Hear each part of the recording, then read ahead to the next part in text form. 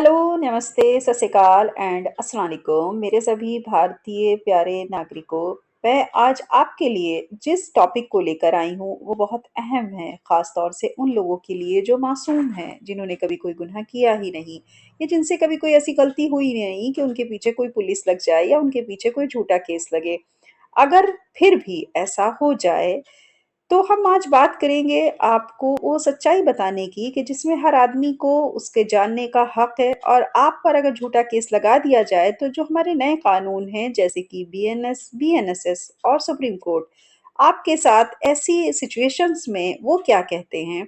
आज हम इसी टॉपिक को डिस्कस करने वाले हैं। दूसरी तरफ अगर कल सुबह ऐसा हो कि आपको मतलब ये चीज़ आपको पता चले कि आपके ऊपर तो झूठा केस दर्ज हो चुका है, तो आप अपने गुनाह से क्या भाग जाएँगे या उसका डटकर सामना करेंगे?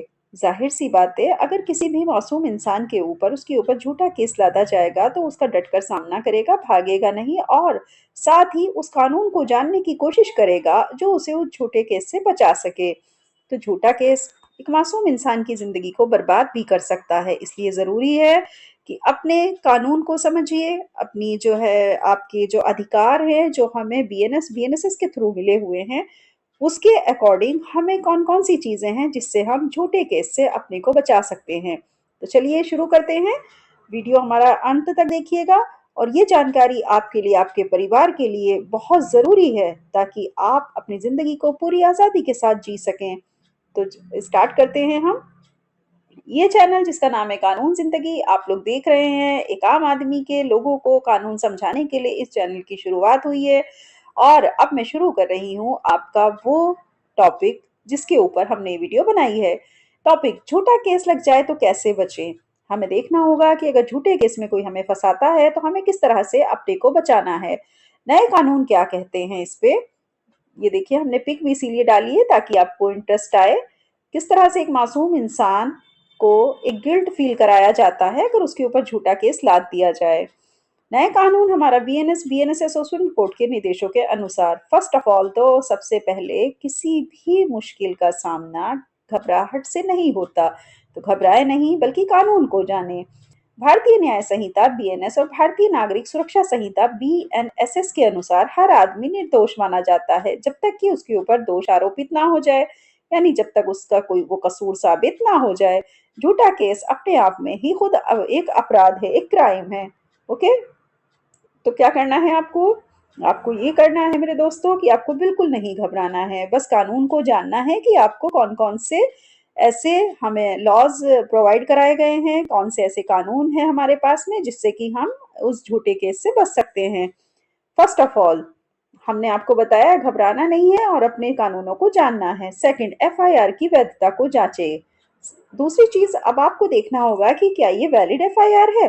बीएनएसएस के अनुसार एफआईआर में स्पष्ट तथ्य और सबूत होना जरूरी है। यदि एफआईआर झूठी या मनगढ़ंत होती है तो आप हाई कोर्ट में एफआईआर रद्द कराने की याचिका भी दे सकते हैं।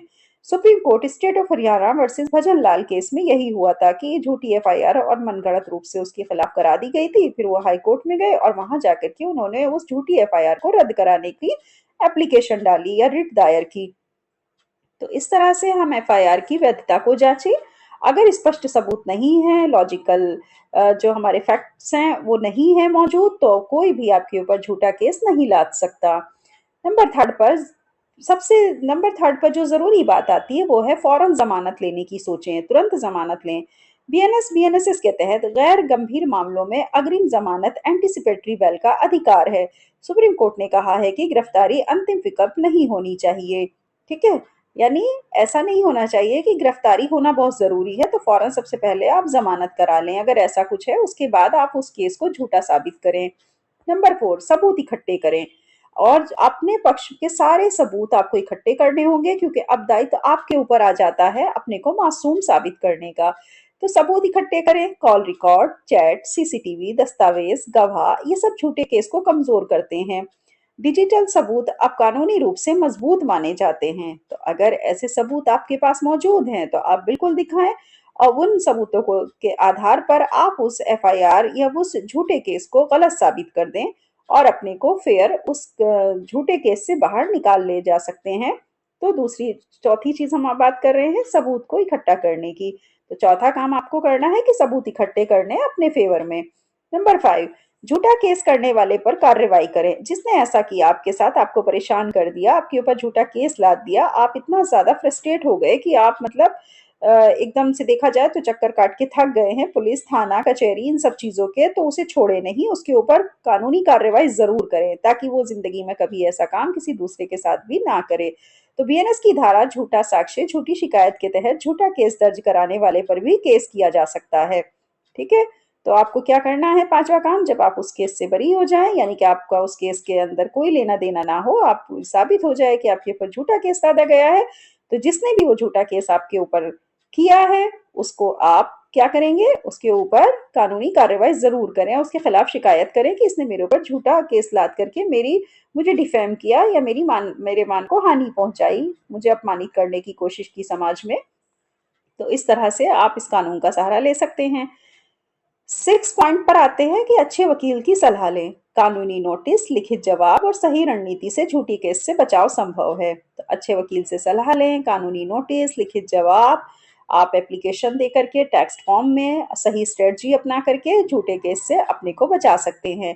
कुल मिलाकर कंक्लूजन ये निकलता है, निष्कर्ष ये आता है कि नए कानून और सुप्रीम कोर्ट के अनुसार झूठे केस में डरने की बिल्कुल भी जरूरत नहीं। कानून अब आरोपी के अधिकारों की रक्षा करता है, ना कि उस आरोपी के अधिकारों की रक्षा करता है, ना कि किसी के गलत बात का फेवर करता है। ऐसा कानून बिल्कुल भी नहीं है। तो ये है आपके झूठे केस से बचाव के कुछ हमारे मेन पॉइंट। इन मेन पॉइंट को आप बहुत ध्यान से समझिए और समझ करके इनको कंसीडर करिए। उसके बाद जो चीजें इसमें बताई गई हैं उनको फॉलो करिए। बहुत जल्दी अगर इस तरह की कोई हरकत किसी ने आपके साथ की है कि आपके ऊपर किसी तरह कोई झूठा केस लगा दिया है, तो आप जाकर सबसे पहले खुद को बचाइए। आप जाकर इन पॉइंट्स को फॉलो करते हुए अपने को निर्दोष साबित कर दिए। ठीक है? चलिए, अब इसी के साथ हम एक बात और कहेंगे। आपको ये जानकारी हमारी कैसी लगी, हमें हमारे जो कमेंट्स बॉक्स है उसमें जाकर के ज़रूर बताइएगा।